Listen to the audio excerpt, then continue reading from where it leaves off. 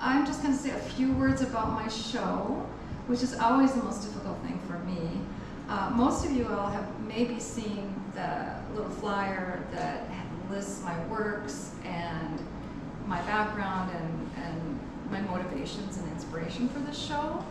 So I'm going to just say briefly, it'll sort of be a summary of that, but again, ask questions if you are interested.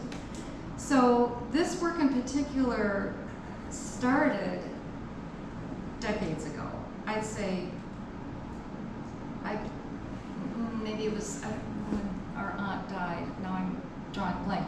But I've always collected stuff, mementos, curios, things that really hold value to me, not monetarily, but just in terms of what it is. I mean, it might be a matchbook, or it might be a chair.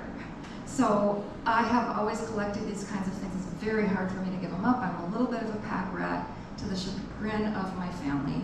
There's a lot of stuff hanging around, trying to organize it, but whatever.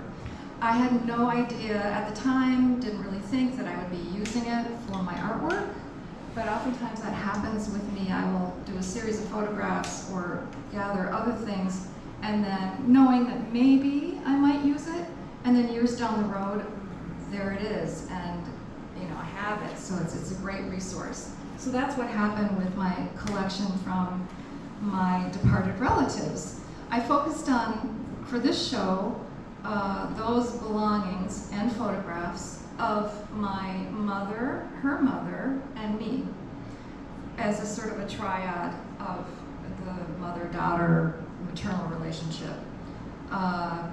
So that's kind of where this all started from. I all along knew that I wanted to combine images, photographic images that kind of merge our faces, somehow to kind of symbolize us as one and separate at the same time. The objects and clothing pieces are directly from my collection of their things. I also photographed pictures of some of the things because I would need 5 times the space to include everything. So my main goal with the work, yes, it's autobiographical. Yeah, it starts with me and my mother and grandmother, but any work that I do, I always hope that it goes beyond the personal and touch on more universal collective issues, and in this case, of course, life and death, history, family history, or cultural history, whatever, and remembrance. Remembrance is a big part of this piece, this installation. And so I think it's incredibly, vitally important to ourselves as human beings and society on a big, broad level to not forget. There are things that happen in our lives, there are people that pass through our lives that we need to remember. I mean, I don't know, Holocaust. People, they're deniers. There are people that, not that it needs to be on the tip of our tongue every day, but we have to remember these things. It's vital to our survival as a species, I think. So, I don't know if you have any questions. My name is Irene Alderson, and I'm retired, but you can often see me at Basso Poetry, which happens the first Wednesday of the month at the 331 Club, beginning at 9:30 at night. And joining me, of course, at Basso Poetry is my wonderful husband, David Alderson, who is going to perform a song, or maybe 2 for you, and Terry Foles, who is also there. This poem is dedicated to my Aunt Irene, who passed away a few years ago. Still life. We saw a Degas ballerina here, a Gauguin islander there, Rembrandt nobility and Picasso acrobats stepping from their canvases at the Institute of Arts. It was our aunt who first led my siblings and I past the massive pillars, up the brass banister staircase, with steps as wide as a house, and down sculpture-lined halls, if only because admission was free, and she thought that looking at the pictures would be fun. Our ragtag band started and stopped and stared until our craning necks ached and our eyes overflowed with colors, shapes, and figures. When we finally landed at the gestures of de Kooning and Pollock's bewildering splatters, we were done. We dragged our scuffed shoes along polished floors to the entrance, hoping for a root beer float. But we stopped at the gift shop where our aunt bought us each a toy flute. As we walked from the tomb-like foyer into the green exclamation of the park, we could not stop tooting. Decades later, my aunt and I sit together in the care home. I watch her shaking hand lift a fork and wonder if I should feed her as she once fed baby me. She sometimes forgets where she's at, claims my dead mother is calling from the next room. But beyond the sound of silverware stroking china and sips from coffee cups, I hear the sound of a toy flute weaving through hushed hallways hung with pictures, bucolic landscapes of faraway places, and enormous blooming roses with petals that never fall.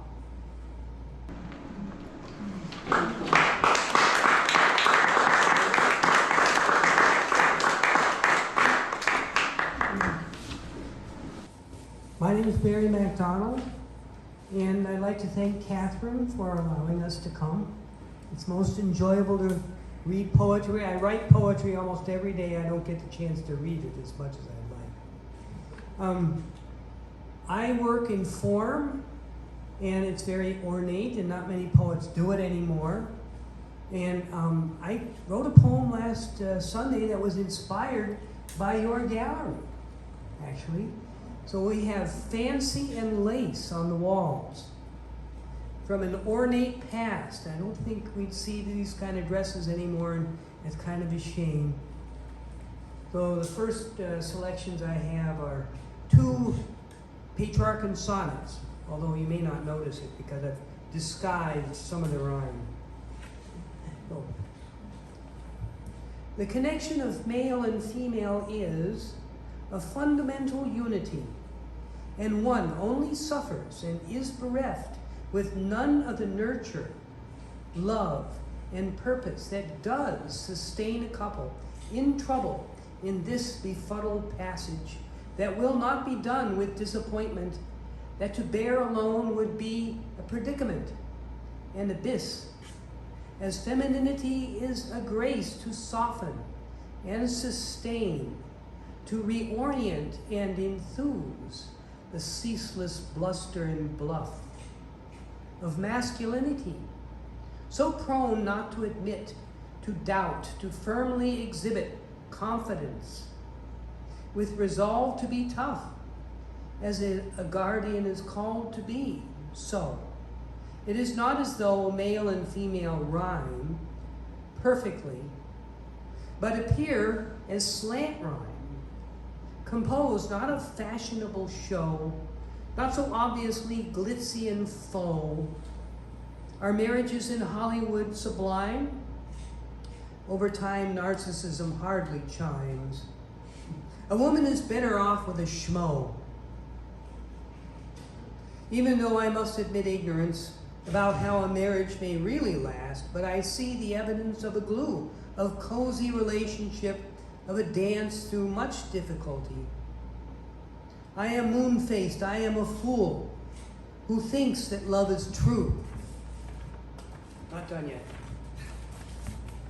If love is true, a moon-faced fool will have a chance, a happenstance day for a dance, so bluff and tough and gruff is he to be a schmo.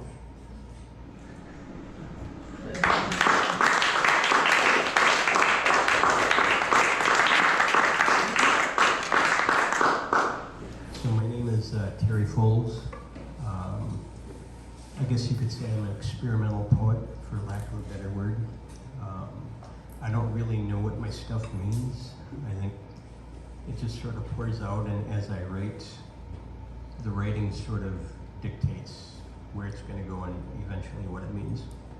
So I thought I would just start out doing two little short poems. One is from a chapbook that came out a couple years ago, and Irene brought it along with her copy, and so I'm borrowing it from her. I actually was almost just going to be an audience person tonight because I wasn't feeling that great, and Irene texted me and said, "Hey, we need a poet. Can you read something?" And I'm like, I don't know. I don't feel like great. I got here and I changed my mind. So this is from the book that came out 2 years ago. If this were an actual emergency, you would have been asked to line up several Jägermeister Jellos, walk and snap your fingers, and ride the sky parade. Paintings line the walls of paradise. New bells ride the bloodstream.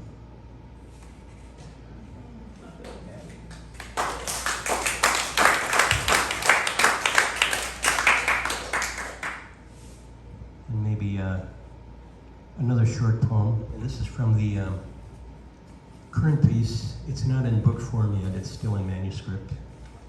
This is what the cover will look like. My friend Tom Caspi illustrated it and put the book together. He does collage work. You can see it's pretty beautiful, involved work. It really adds to the mediocre poetry that's in the book. But we're thinking in the next few weeks we can get it to printers. So a poem from this book. I'm also kind of a pack rat. I don't throw anything away. So actually, the city didn't really appreciate it a few years ago. They had to kind of come down on me and said, "You have to throw some of this stuff away." That's another story. So I sit in my apartment and watch my bananas ripen, while the car-sized piles of snow beyond the window continue to drift. And this seems perfectly normal. Coffee and Tylenol and bad computer chair. Fuck all these news stories. Too much crap, it litters my brain. How many people got killed today? I bought a new notebook yesterday, the one I'm using now.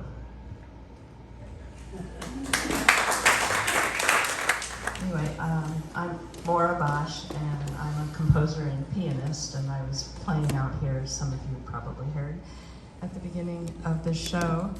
And I'm just going to read a short little thing. I just recently started a Substack, which everyone go for it. Like, I think it's like the new platform. Like, if you're a poet or a musician or an artist or anything, it's everybody, there's so much excitement on it, and people are saying, this is what it felt like to be on YouTube, when YouTube, in the first year or so after YouTube started out. So go to Substack and just check it out. It's like it's a platform where people who used to write, what do they call that, when they send out an email every month and it's like it's not a blog, it's a newsletter, yay. So people who have formerly had newsletters and then had Twitter accounts are all moving over to Substack, and it's super smart and super creative, and there's no ads, and it's got a really, check it out, it's got a really unique like way that they're making it work financially that's completely anti, you know, all of our current social media. But anyway, I'm just in the process of finding my voice on this Substack, and I have a little weekly thing that I put out, and I write a really super short essay, and then I post a recording of one of my pieces. So I'm just going to read one of my recent Substacks, and because it gives a little bit of an overview of what I'm doing here. So they always have like a title and a subtitle. So this one is called, I can't do it. All of my songs are love songs. And the subtitle is Even Though They Don't Have Any Words. My life as a composer divides into two parts. During the first part, which lasted about 30 years, I composed mostly vocal music. I composed dozens of works, including 5 operas and more than 60 songs. And yes, most of those songs were love songs. Then circumstances in my life caused me to close up shop for a couple of years, giving me the time and mental space I desperately needed to reconsider my relationship to music. I am happy to report that since returning to composing in early 2020, it has been like a second life for me. Everything is different. I am composing a lot of music, mostly for solo piano and mostly for myself as a performer. This is surprising because even though the piano was my first instrument, and even though I own a Steinway that takes up half of the main room of the first floor of my tiny South Minneapolis house, I avoided the piano for nearly all of the 30 years leading up to 2020. Maybe I should talk to my therapist about this. So, I am back to writing love songs, but this time there are no words. Here is a piece that I sketched from beginning to end, all in a single night. In the days afterwards, I lived with the piece, gently reshaping the spare melody here and there before I would consider it finished, but most of the piece was composed in one night, between the hours of 2 a.m. and 7 a.m. on Saturday, April 17th, 2020. The circumstances of that night were terrible. My husband, the composer Jeffrey Brooks, was admitted to the hospital on Friday night and this is unbelievable, at 8 p.m. It was not COVID. He was admitted to the hospital at 8 p.m. with severe sepsis and epidural abscess, which means an abscess in his spinal cord, the cause of which was an infection he picked up during a spinal fusion surgery 10 days earlier. It was the height of COVID, so I was not allowed to enter the hospital with him. I dropped him at the door of the emergency room and left. Once I arrived back at home, I realized there was a high percentage chance that he would not make it through the night. Of course I could not sleep. There was nothing for me to do except sit at the piano and compose this piece. I hope it brings you some of the same healing energy that it apparently brought to him that night as he lay in the hospital. And yeah, he did survive. But anyway, sorry, I didn't know I was gonna get so emotional. But I do really like that. I feel really strong. I mean, my music anyway, I've tied all of my pieces to a very strongly emotional moment. And even though I'm not writing words, songs with words, it's like the scene, the emotion is what kind of makes up for the lack of text that I used to rely on. So anyway, thanks. My name is Dave Alderson, and I'm an acoustic musician,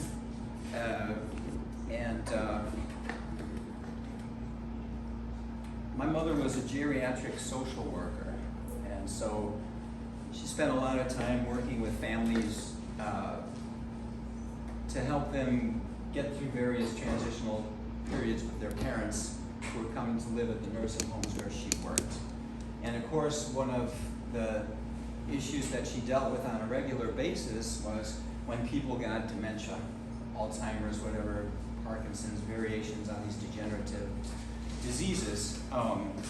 So she was very familiar with that scenario, and then at the end of her life, of course, she did her very level best to disguise from the family the fact that she had acquired dementia herself. And my dad was her willing co-conspirator until he passed away of cancer a few years before she died. And then as the family administrator and healthcare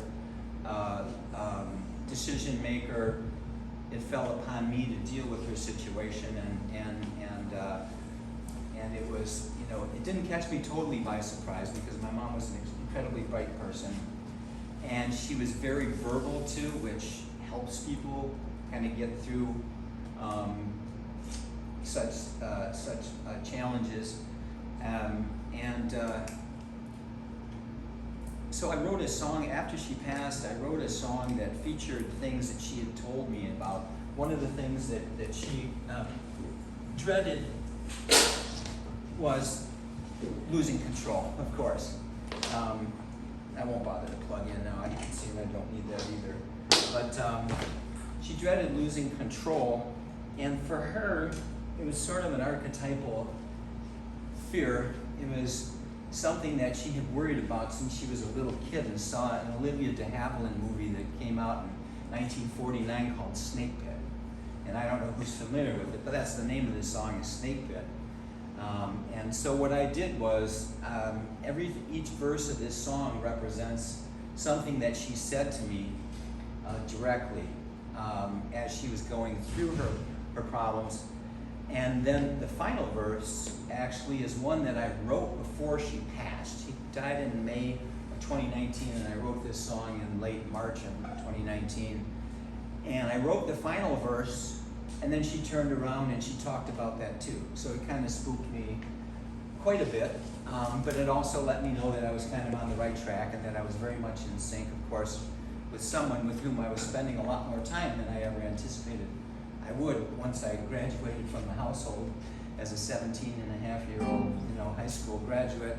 I never thought I'd spend that much time with my mom, but it was a blessing, and it allows me to see the scope of her life more clearly, and hopefully gives me a little bit of an idea of how to navigate and things to look out for in my own future. So it's a remembrance of my mom, and so it's the family history of the Snake Pit. My mother closed her eyes, she said, "Not me, oh not me, Lord, please not me." She stayed up through the night and said, "Not me, Lord, oh not me, Lord, please not me. Don't take me from my home, it's the only place I know. I want to live the same as how I lived not long ago. Everything is different, now I got to say, life should let me go because I just can't live this way." She said she saw an actress long ago, oh, so long ago,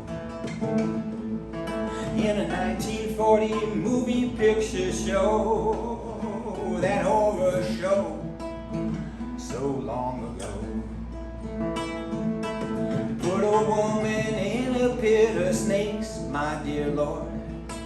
Her memories had turned to nightmares no one could endure. I dread that movie and I'm afraid all too soon I'll see the woman in that snake pit looks just like me.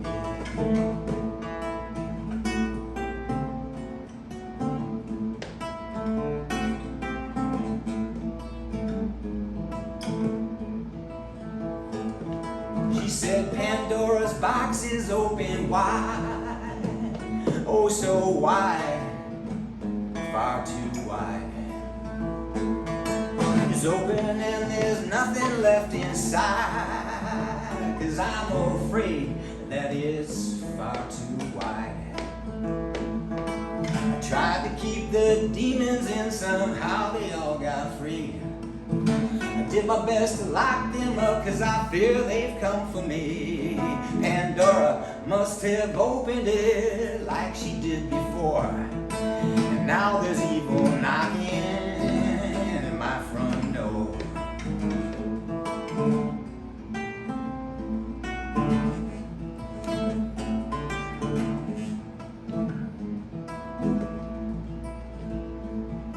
She said the time has come for me to go.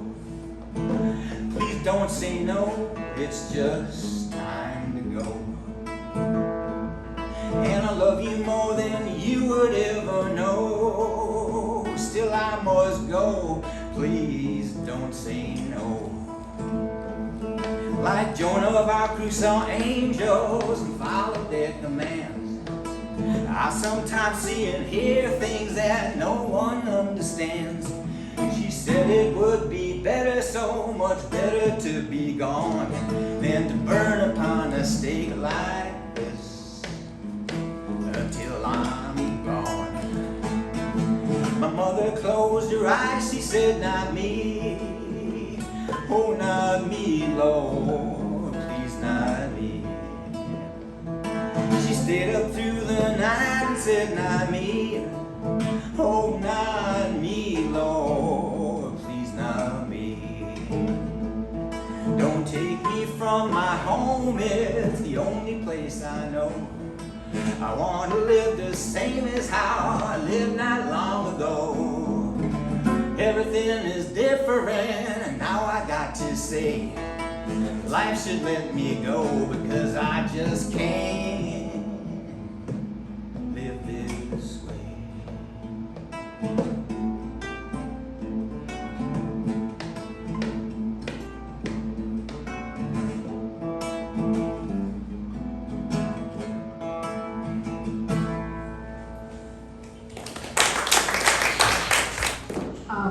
I'd like to ask a multi-part question, please.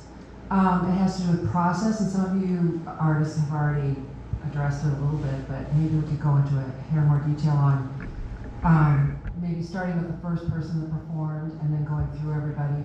Like, what is your creative process when you're composing your poetry or your songs or your audio visual pieces? Would that be okay? And don't feel like you have to do a long, because we do want to go on to the next one, but just, that's a great question. When I write, sometimes it's a specific memory that that is sticking with me, and I have to write something about it. And sometimes I'll just start writing and see what happens from that. And I'll have some little idea. I just recently I was looking at a tomato, a very ripe tomato, and I wrote a poem about it. You can write a poem about anything, but then you don't always have some like brilliant flash, and then you just have to start writing. Your vegetable poems are great. Well, I start my day with meditation, and I'm a Buddhist and also in recovery from alcoholism, 39 years sober now. So, and optimism is hard work. It's really hard work. And if I'm isolated, I don't often have it. But when I meet my friends, we share optimism, where before, if we were isolated, we wouldn't have it. When I sit down to write, and I do it every day, and it's got to be a discipline, and I work at it. Relaxation is a trick. So I sit facing with an eastward window, and I watch the sun come up, and I see what's there. And usually what I draw from are things that are happening recently, things that reverberate and mean something to me. And I don't know when something means to me unless I sit with it for a while. It has to emerge, sort of like making bread, maybe. I don't know. So that's what I do. Well, I don't know that I really have a process per se. I always have paper with me. phone, something to record ideas and lines, phrases that come to me. I'm an observer, so whenever it's a coffee house, park, in a bar somewhere, I kind of take in what's going on around me as much as I can. Watching people, listening to the music that's playing, whatever's around me. I don't really start with a theme. I think basically, a line will come to me, a phrase, an image, and then I just sort of start writing and keep going until I have something at the bottom of the page. It may be, a page full of nothing. It may be a fully composed poem. That's happened a few times, not very often. Maybe it may be a few lines in a page that's useful, and maybe a couple days later I'll have another, half a page of stuff that's useful, and I might combine them. It's not the same every time. I think basically when I start writing, the writing itself sort of dictates where it's going to go. And, the meaning, if there is actual meaning in what I write. It's it's dictated by, the previous line and the line before that. It sort of evolves, I guess.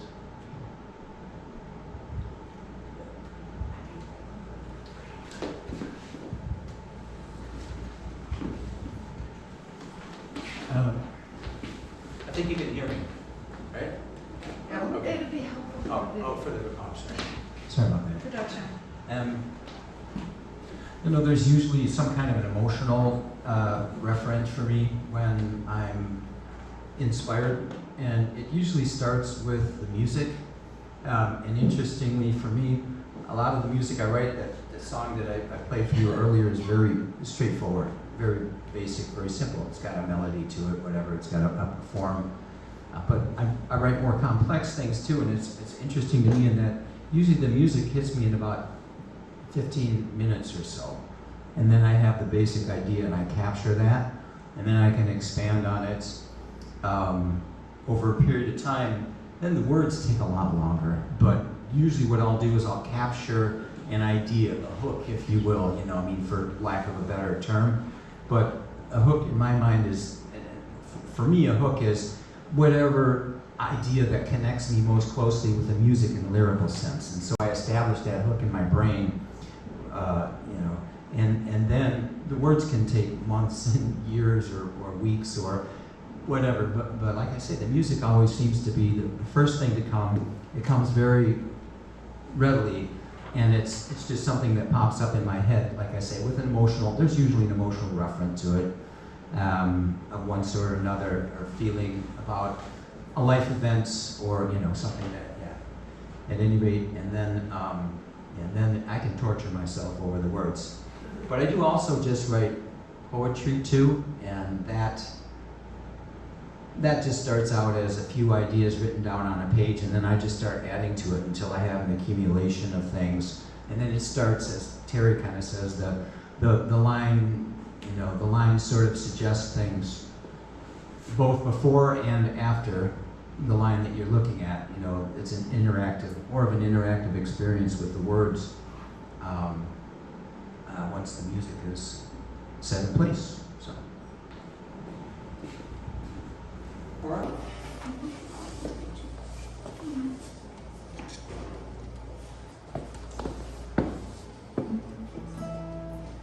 And I had a friend who was going through a little bit of a tough time, so, I do write songs for people, and as I say, emotional events that crop up. And so I was feeling for her a particular emotion where she was in an intense time of her life.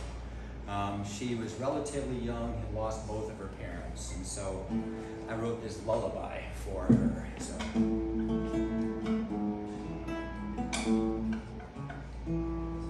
Good night, sweet orphan, sleep tight. My thoughts will will be with you tonight. Let the stars in the sky fill your dreams in your eyes and bring you softly into the light.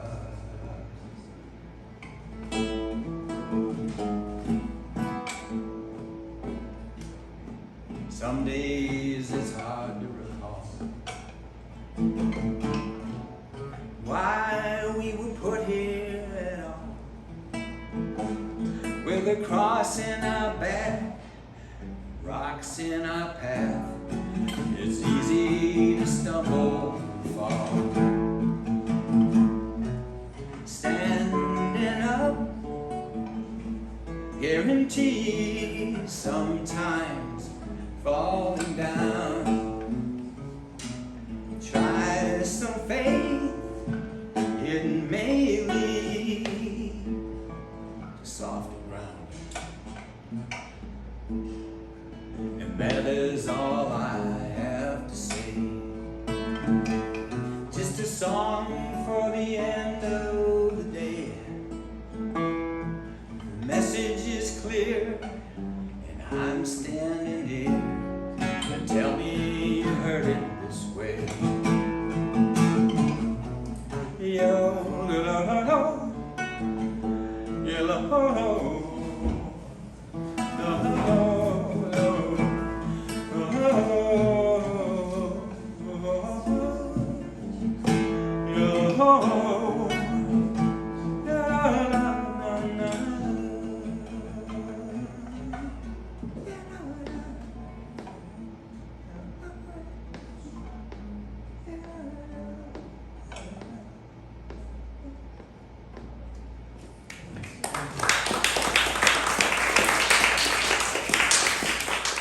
Well, the trick of writing every day is you got to have a prompt. You got to have a spark of an insight to start. Sometimes it can be a word, sometimes it can be a sight. Once there was the coldest day ever in a long time, and then the next day it was raining during winter. And I had this apple tree, and all the light, the little raindrops were glistening in the morning. And that was a great prompt. But for these two poems, I woke up in the middle of the night and had to write down what happened in a dream. And this is what it is. I don't know what it means, but maybe you do. I dreamed at midnight of an airborne cow. I don't remember if the cow said moo. The dream reverberates and baffles now. It may be a message that the cow is chow. Night is a time for a subconscious stew. I dreamed at midnight of an airborne cow. It is significant, but don't know how. I am ebullient, not feeling blue. The dream reverberates and baffles now. At noon a heifer will hover, no how. But maybe I am ignoring a bugaboo. I dreamed at midnight of an airborne cow. There is fantasia that dreams allow. It doesn't feel like voodoo or hoodoo. The dream reverberates and baffles now. It is a symbol of a holy cow. I don't know what I'm supposed to do. I dreamed at midnight of an airborne cow. The dream reverberates and baffles now. So that was a villanelle. And this next one is a Terza Rima sonnet. And Dante Alighieri in the Divine Comedy used Terza Rima rhyme. I'm not near as somber as he is. My cow could be chow for a barbecue. A therapist could interpret my dream. It is one cue in a very long queue. A cow's more complicated than it seems. I am sure there is something I should do. A dream is a puzzle and helpful clue. Sigmund Freud, Carl Jung, they knew what is true. The star-spangled night is a mystery. I am lost in fantastic, murky streams. They come from a nebulous history. I put my faith in the float of a cow. Whatever it is, it's not frippery. In day I don't know what a dream will show. The cosmos has lent me a buoyant cow. Oh, these are my books. This one is, I just published one, Everyday Mind, number 34.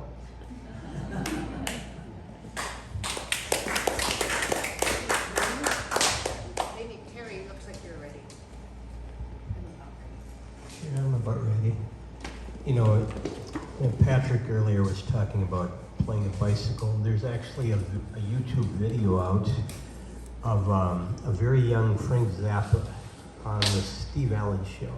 This is before Frank got big. He's about 22, 23 years old. And he played a bicycle with drumsticks. And it's out there. You look for it, it's pretty cool. I mean, very innovative guy. I mean, he went outside the box and just, yeah. So I'll read two from this book that came out in 2021. Went to Charlie Parr. Oh, I should mention there is a cuss word in here, but I think in one of my previous poems I read, there was a bad word in it too. So hopefully you won't be outrageously offended by that. Went to Charlie Parr, only to find out that at the door that they were sold out. The snow is coming down now. Temperature near zero and dropping. Don't feel like waiting for the train, so I head over to Big V's. Big V's Tavern, half a block away. The soon-to-be closed Big V's. It since has reopened under another name, so not to worry. I order a pitcher of hams and some dinner. Slim Jims, Cheetos, and peanuts in the shell. Two girls are playing pool, giggling. One accuses the other of cheating. I watch, and she is. A guy is bumming cigarettes. A cop is at the bar stool, hanging out. The music here is good, and sad, and it's still cold outside. The cop, and the girls, and the cigarette guy have left. The bar is almost empty now, in fact. I play a game of pool against myself, and cheat. An interesting, dreary, and useless day. The makings of a poem. Fuck, I really wanted to hear Charlie Parr.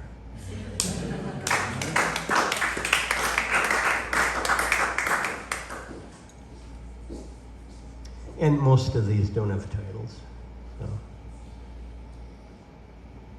Warm your feet with cider. Helicopters take away the angels and fight with angry birds. And dreams tell stories backwards. Buildings, too many windows, not enough song.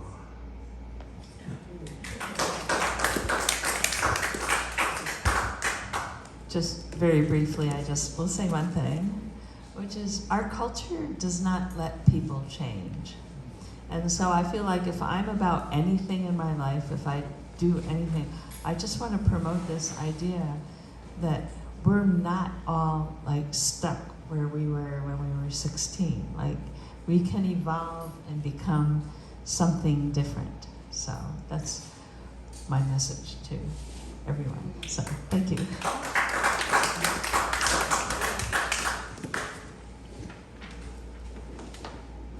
As we all know, myth is alive and well. Just watch one of those Marvel movies. There's a lot of myth in it. But this is myth reimagined. I used to read about Greek myths when I was a child, and this one caught my imagination. Persephone's dilemma. Life in the underworld isn't so bad. No one curses you if seed time arrives late, or mumbles idiot prayers over a bloody goat if rains don't come. I wander alone in gemstone caverns, dark walls sparkling as I lift my torch. And seldom do I endure the Lord of Darkness, for he's off raping another virgin. Or maybe vying with the gods of the sky. Foolish effort as all souls return to him at last. Feasts run riot all night, and since here night is endless, our orgies are eternities of pleasure. And yet, one day I flee from the banquets with their fat-laden platters and bloody sauces, leering men with erect staffs and lissom warrior women beckoning me.